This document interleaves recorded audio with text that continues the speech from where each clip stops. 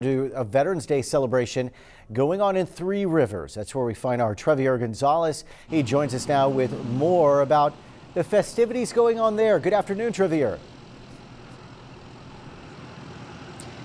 That's right, Paulo. It's probably a little bit more quieter here than everywhere else, but that didn't stop one school district from putting on an event. Now, we wanted to be able to show you over the phone, but it just didn't work out. But this was at Three Rivers ISD, and what they were able to do is have students actually bring some veterans over, have a speech for them, and ring bells out of all things, on top of having a conversation with these veterans with the microphone and just asking them what their name was and what they did and how they protected our country. Now, that event was about an hour, and it was at 10:30 a.m.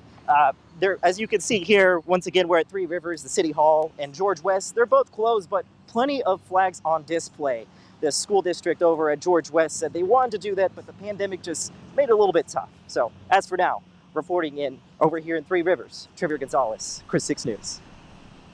All right, glad we can make it out that way. Well, kids at one Portland elementary school spent the morning honoring veterans with a special drive-by parade. The students at WC Elementary spent a week planning the big event, making banners and gearing up all for today's festivities. Now, one parent donated enough American flags so each child could have one to wave as veterans and first responders drove through. The school's principal says it was well worth all the effort displayed. So proud to be an American, so proud to be in this community, and so proud to be able to have the opportunity to recognize our veterans. And the event ended with a special flag raising ceremony and patriotic music played by the school's music group.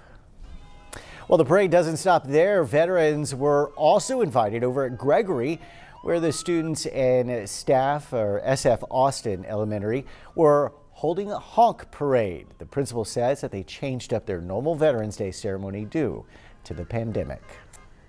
So proud to be an American, so proud to be in this community, and so proud to be able to have. All right.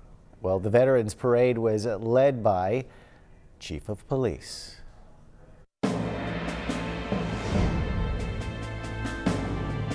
And as we honor our veterans, we also salute our Chris 6 staff and family members. We salute Greg Chandler.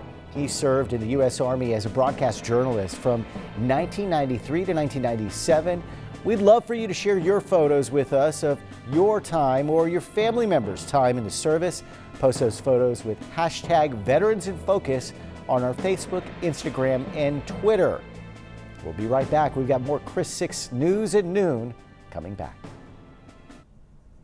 All right, time now to focus outside, and we're not leaving just yet.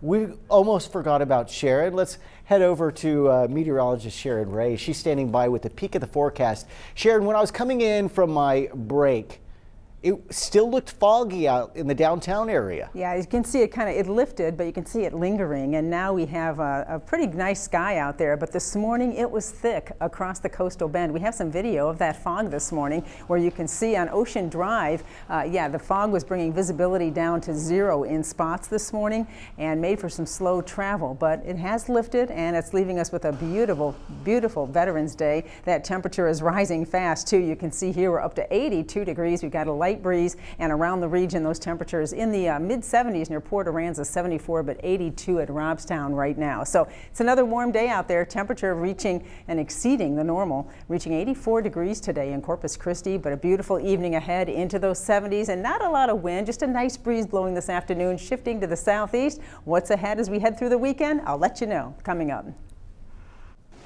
All right, now we're going to head to break. Still to come on your News at Noon, we continue to follow a story that we broke yesterday about the FBI executing 2 local search warrants.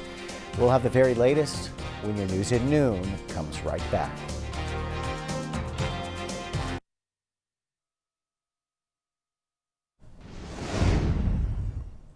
Welcome back, everyone. Now to a story that you saw first right here on Chris 6 News yesterday at noon. The FBI executing 2 search warrants, one at the home of a longtime CCISD board member, the other at a major coastal bend construction company. My Sunrise co-anchor Paul Mueller is live at Fulton Construction on 2nd Street in Corpus Christi with an update. Paul, what can you tell us so far? Paulo, everyone involved in this situation from yesterday remains tight-lipped about this. The FBI conducting 2 simultaneous raids here in Corpus Christi yesterday, and one of them right here at Fulton Construction Company. This place was busy yesterday morning. Now, they are a major player in the construction industry. The other raid at the home of longtime CCISD board member John Longoria. And the big question right now remains, why? Mr. Longoria, are you home? Paul from Chris 6 News.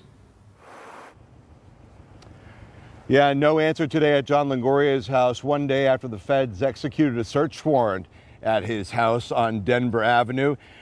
Agents seen taking out boxes of evidence and at least 1 computer. Now, the second location we were at live right now, Fulton Construction, as I said, a heavy hitter in the construction business, known for its approximately $500 million in business since opening back in the mid-90s.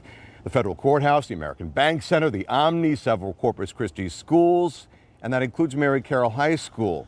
Fulton, the only bidder in that project. Now, in the meantime, CCISD today not getting back with me, at least not yet. Yesterday telling us that no one from law enforcement had been in touch with them. As for Longoria, he's been a longtime proponent in building new schools for the district.